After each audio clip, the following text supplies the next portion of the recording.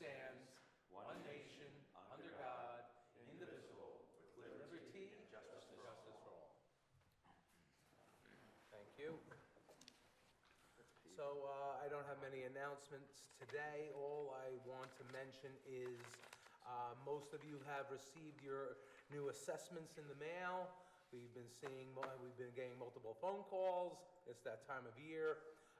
I did film a small video, short video with our town assessor and comptroller to answer a lot of questions. It's only about 15 minutes. It's on channel 22 now. Please look at it. Please take a look at it. It will answer a lot of your questions.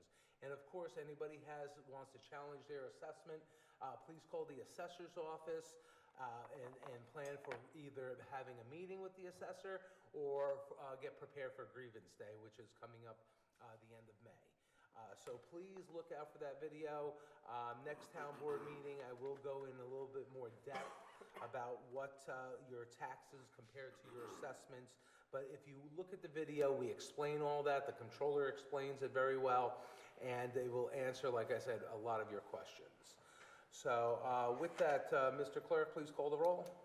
Councilperson Arco? Present. Councilperson Franco? Present. Councilperson Marinero or Flores? Neither coming? They're absent. Supervisor D'Alessandro? Present. Thank you, Clerk. Okay. So tonight we're having just a short, brief meeting. Reason being, we never have a voting meeting on our workshop nights. We did have to get 2 resolutions done. One is for our townwide paving bid that came in, and we want to get going with that. And other is for a water metering bid as well. So with that, I'll open up the floor for any residents who want to speak on any agenda items, on anything general town issues. Please come to the podium. State your name, please, where you live. Anyone? No? Okay. So with that, we have 2 resolutions. Councilman Arco first.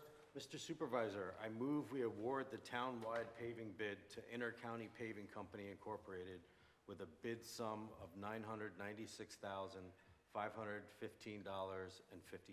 Thank you, Councilman. Do I have a second? Second. So discussion. Highway Soup, how's it going? Good. You want to explain a little bit how you guys got to the point with the town engineer and your plan and what we have alternates for and additional paving, of course? So the town engineer and myself had been out quite a bit looking at different roads, and we came up with our list, and we've assessed it, and we're working on the roads right now that are on the list to be paved. All the drainage is... All the drainage, well, we're still tidying up a few areas. Okay. But I would say we're about 85% ready to go.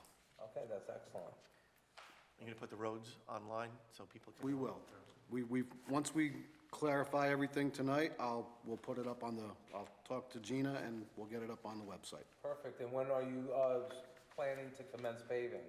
I will talk with Inter-County this week. Yeah. Tomorrow I'll get on the phone with them and I should have an answer by tomorrow.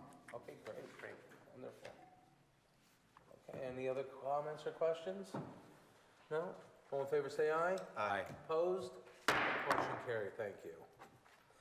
Second is our Councilman Franco.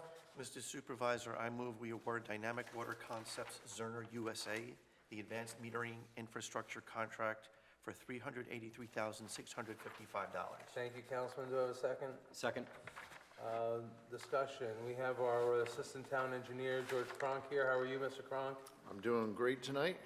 You want to give us a little overview on the advanced water metering? Sure. So I wanted to talk a little about the AMI project. This has been something that we've been really working towards for about 3-4 years now. There's some real positive components to an AMI system. An AMI system is generally, you are able to send data information about your water system, your water usage from your homes back to a collection system, and then the town is able to take that data and identify if we have leaks in our water systems, if we have maybe someone's home is got a faucet running or a toilet leaking. allowing us to identify how much water we're sharing between our districts, now that we're starting to do all these interconnections. So we'll be able to track and trend all this information. From a homeowner's point of view, the real benefit is, and I think this is one of the strongest points of this project, is that it provides the ability for the homeowner to know exactly how much water they're using right down to each day. And we think that's a real asset. We've had a lot of people come in over the years saying, I can't believe how much water you're charging me on my water bill. And of course, they've used it, and oftentimes it's been for like a broken faucet, you know, a hose bib on their house, or a faucet in their kitchen leaking, or a toilet or something of that nature. And of course, the biggest water usage is folks that do what I consider excessive amounts of irrigation. They may be irrigating almost daily and not realize that they might be hit with a very large water bill at the end of that quarter and not be educated, you know, of the water usage that they have. So this will allow a homeowner to set up their account online, go in and see exactly how much water they're using, and be able to go through and manage their water usage much better. And of course, it provides a third aspect for the town, which is, you know, we spend about 30 days collecting all of our water usage data between all the 15 different water districts we have. That's a huge effort on our part. And it also means that we're not gathering the data much more than 90 days apart. So if there's a problem, say a leak somewhere, and it's not a huge leak, it could go 90 days without being identified. And so, of course, this is something that we're very interested in the water and sewer department, so that we can manage our limited amount of water on a much better basis. I did put together a brief slide. I'll run through these very quickly because I don't want to spend too much time on this. You know, I've gone over the main collection or main components for an AMI system. A customer user interface, they will continue to have a small box on the outside of their home. Very much, it looks very similar to the one that's there now, but we're actually going to be switching those out. And it just allows us a different way to communicate with the meters that are on the homes. The second part is, again, the homeowner will be able to go in and, like you can see on the screen here, this is an example of what a homeowner might see on this particular tab of the web base that they're going to look at. So they can see exactly how much water they're using each day, and they can help manage what they're doing for water usage. Also allows them to look at their past history for several years of data as well. From the town's point of view, again, we're setting up what's called a mesh network system. We looked at multiple systems, whether they were cellular, mesh, what I call a fixed-based antenna system, which is typically large antennas around town. And we decided ultimately on the mesh system for our particular town. We felt that that was the best need for all of our current water systems. And if we were ever to expand our systems, we know that the mesh system will allow us to work into those additional areas very well. Again, we have another user interface that we can go in and manage accounts and get alerts about water usage within the district and as a district as a whole. So our process for selecting the system that we have was a very comprehensive process. We put out a bid back in February of this year. We received 5 responses. They were all very good responses. They all offered great opportunities to support this type of a system. And they were all a little bit different. So it allowed us to really evaluate the systems and figure out what we felt is best for our own town. So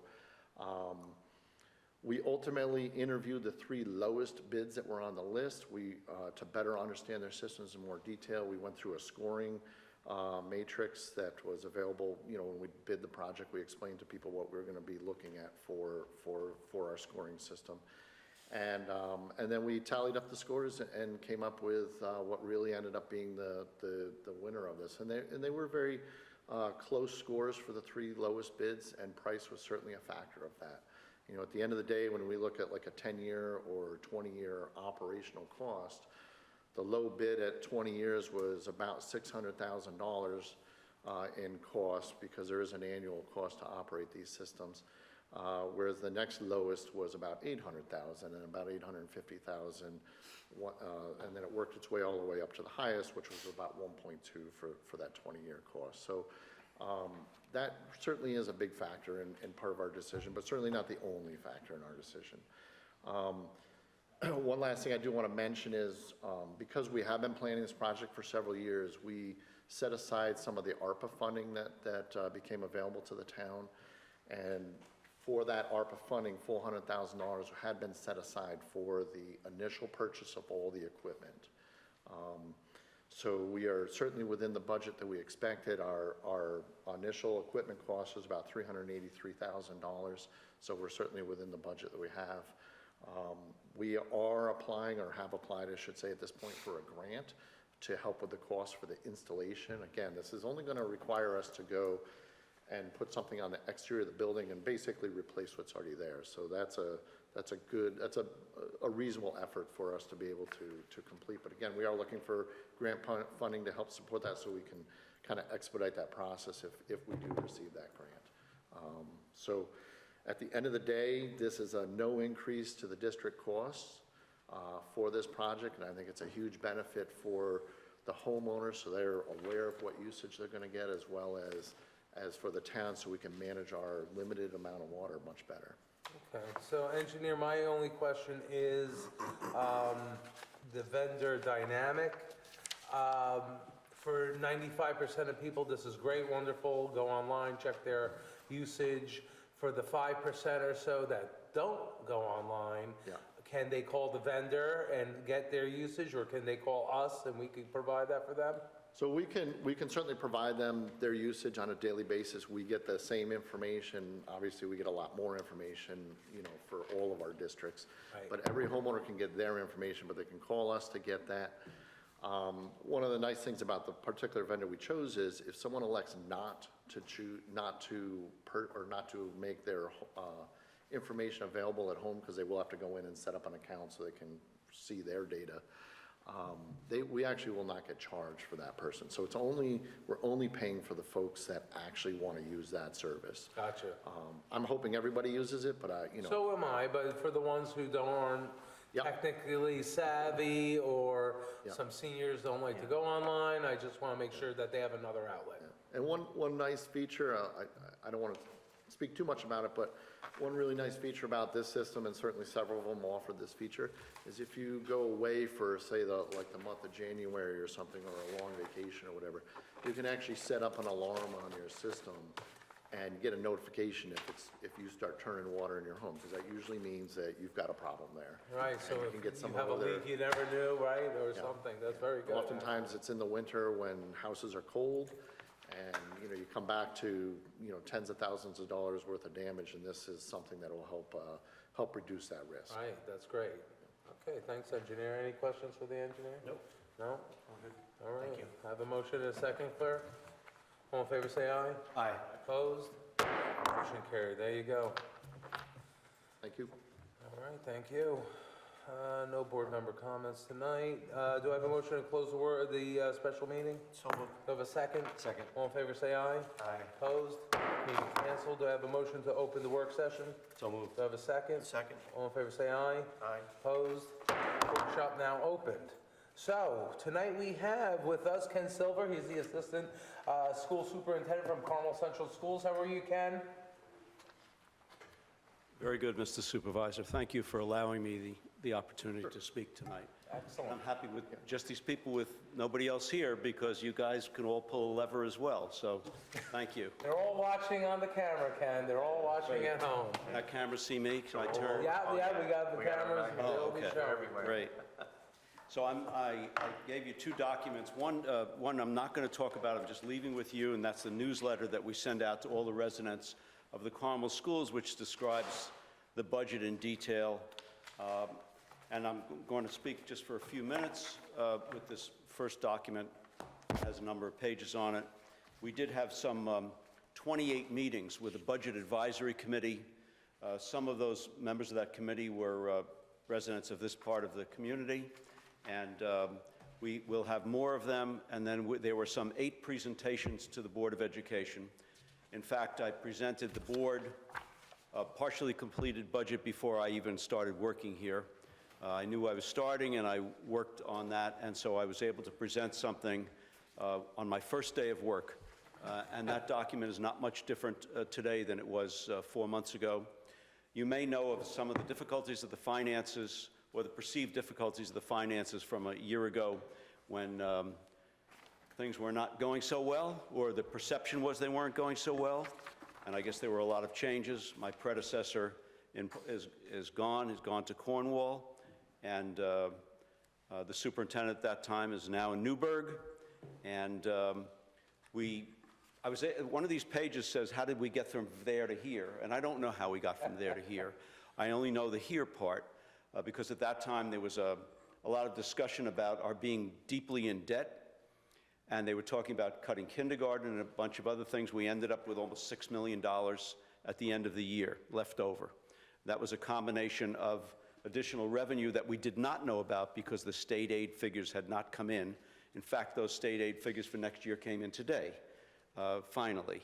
And we are okay with my predictions for next year. In fact, we're fine. And there was also under budgeting of things like interest income, which came in at $1 million more than was planned a year ago. And I won't characterize them in any way except they were under budgeted in terms of revenue. Some of the expenses were not budgeted properly, and I've gotten some calls from people who have gotten our newsletter to ask why things are so different than they were a year ago. But now the ship is right. The board unanimously approved it. We had our budget hearing 2 nights ago. Nobody had any questions. And it's a question of preparedness and telling everybody what really is the detail. And my budget, which is online on the school website, shows in detail versus every single line and what it really is and what it means. And I would ask that you take a look at it if you have an opportunity. So some of the budget factors are that we are allowed to increase our taxes by 3.06%, or some $3 million. In fact, we're increasing them by 0.75%, or 25% of what we actually could do if we wanted to.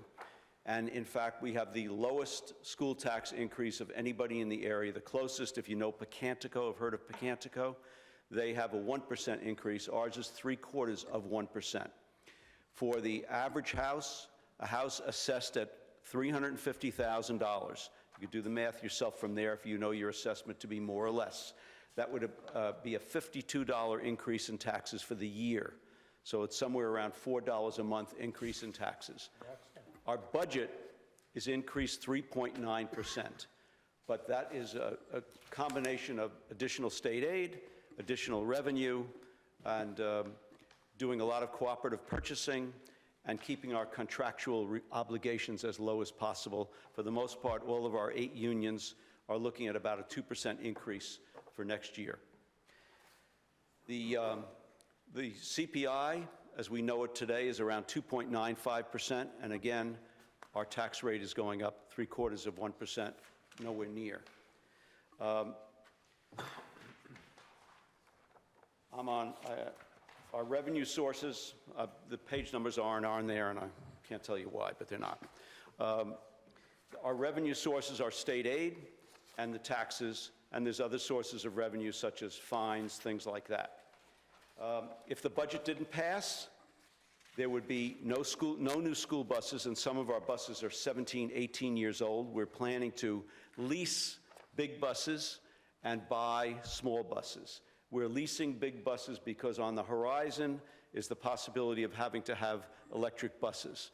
And we do not have the infrastructure for electric buses. And we are going to have a bond in a year, which will be to do something with our transportation garage. But all we're going to do for electricity is put conduit under the parking lot to all the places where buses would be parked. Then we'll be ready without tearing up anything, should the mandate from the state actually take place. But we understand that that may go back as far as 2035. And I don't know about you guys, but I'm not that worried about 2035 right now. I'm worried about buying buses to replace buses that are 18 years old, that have passed their useful life, and so that our kids are safe. We do have 108 buses, so you know. Again, if there's a contingency budget, no buses, no equipment, field trips are limited, and there are stringent requirements. If our budget does not pass on May 20th, there can be another opportunity in June for the budget to pass. If it doesn't pass then, there must be the contingency budget. Also, the board, if they wish to, cannot have a second vote and just go to a contingency budget. Just for your information, we have 3 seats up, and we have 5 candidates for those 3 seats, and our voting is at large, meaning you run against the whole, you're not running for a particular seat. One of the problems that we've been facing is the George Fisher Middle School, Carmel Middle School, where there has been some discipline problems, and next year we're having a dean for discipline. We're putting a bus monitor on every single bus that transports middle school kids. We're adding a second uniformed police officer, so there'll be 2 SROs, they call school resource officers, at the middle school. There'll be 2 at the high school, and we also have 1 retired school officer at each of the elementary schools. We're doing this in part to harden our defenses, besides just regular behavior. We have 11, sorry, sir. Sorry to interrupt you, Ken, just quick question. Who you use for SROs in Carmel Central? The School? Sheriff's Department. Sheriff's Department, very good. Yes, sir. And they also have a card access to our buildings. There was some discussion of having them use the Knox boxes. When there's an emergency, using the code, get the key, go in. That's not the way to do it if there's an emergency. If there's a shooter, they need to be able to go where they need to go right then. We're also doing hardening of the schools. We're putting materials on the windows to make it harder to break windows. We are putting in man traps. Those are like vestibules where somebody would not be able to get further into the building. So we're doing a lot, putting cameras throughout the building, a new telephone system, and more exit signs. That's part of a bond which is not increasing taxes. We're also doing repairs in our bleachers in the gymnasium. We're adding cafeteria monitors. We're adding safety monitors to watch the bathrooms. This is all at the middle school, where the behavior from the kids in grades 5 through 8 is not desirable, and we are trying to change that. We are changing that.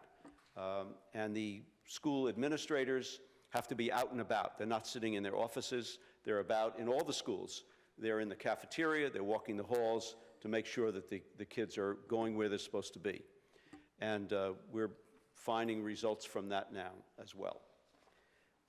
In instruction, we're starting what's called a dual language program, which means the kids will learn English and Spanish. The kids who don't speak English get English. The kids who speak English on a voluntary basis can learn Spanish in the same classroom. That's not costing anything extra. In January, we began a UPK program, a pre-kindergarten program, which is funded entirely by the state. We had $250,000 this year. Next year, we have a little over $1 million and 188 spots for kids in universal pre-K. We get them at 4 years old, and it makes a difference when they get to kindergarten. There's statistics that show that if a child starts kindergarten with nothing before that, they can be as much as 2 years behind. If they get this pre-kindergarten, it makes a difference. We can catch them if they're handicapped and possibly remediate that situation so we don't have to pay hundreds of thousands of dollars through 12 years of education. And also, some of these kids don't have socialization skills if they have not been in daycare, so the more needy people, the child could be with grandma for the day watching TV, and they don't get the skills, and so they have difficulty in the early years of school. But with our pre-K program, they're getting that early on. The county also pays for 3-year-olds who need help before they even get to our pre-K. We are looking at what's called the whole child. It's called a social emotional curriculum, where we're not just teaching the kids the subject area, but we're looking at the whole child. We're looking at their skills. We're looking at taking surveys to tell us what they like and don't like. And that guides us in terms of moving forward to provide the best education for the kids. We're expanding something called the A School. The A School at Carmel High School is for kids who are not classified but can't be in the regular schools. They need to be in a separate setting.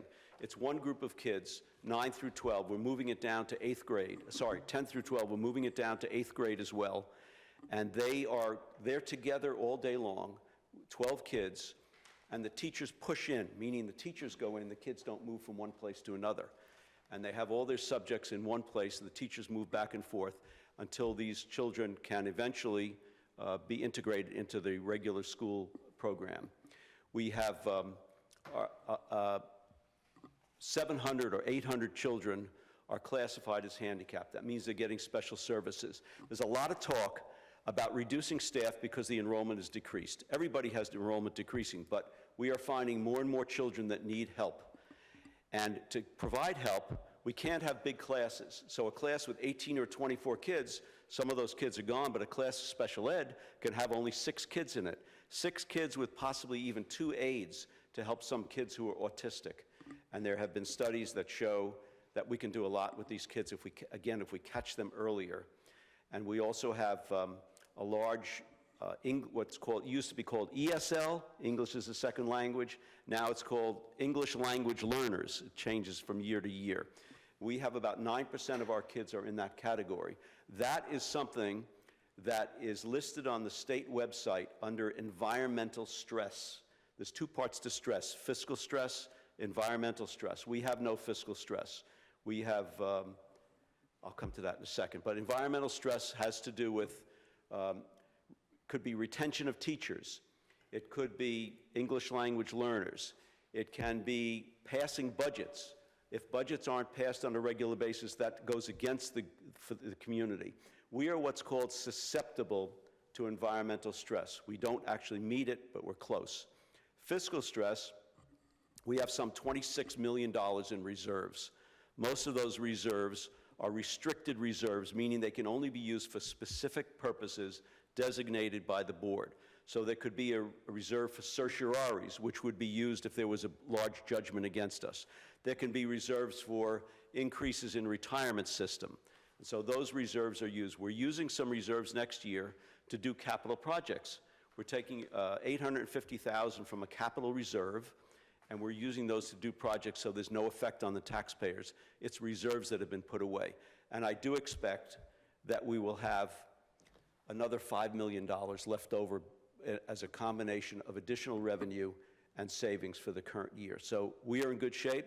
There's been some talk about what happens if the feds eliminate the lunch program, or if the feds take away some of our title programs. Title programs are for handicapped kids. Title I you've certainly heard of. And we will be fine. No matter what they do, we will be fine, but we have no knowledge that there's going to be anything taken away. There's some talk about taking away our cafeteria funding. Our cafeteria fund has over $1 million in reserves. That's a whole separate fund.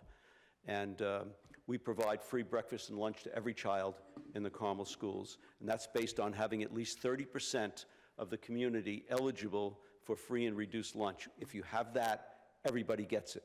There's some talk in Washington about changing that to 60%. That would cause us a problem. We can still manage it because we have sufficient reserves to do whatever we need to do. So I've taken a lot of your time, Mr. Supervisor, and I greatly appreciate the kindness of your letting me be here. If there's any questions, no, if not, I'll get out of your hair.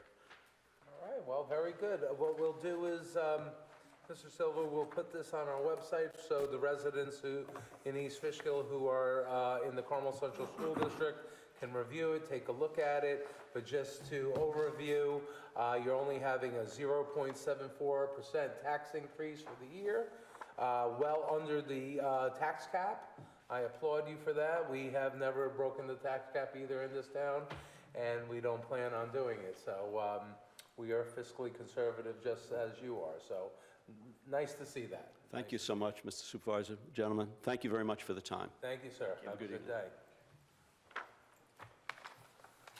So that was from the Carmel Central School District. We will put all this on our website so those residents can read about it. I'm sure they do receive the newsletter at home that Mr. Silver explained. And that's it. Any other comments or questions for tonight?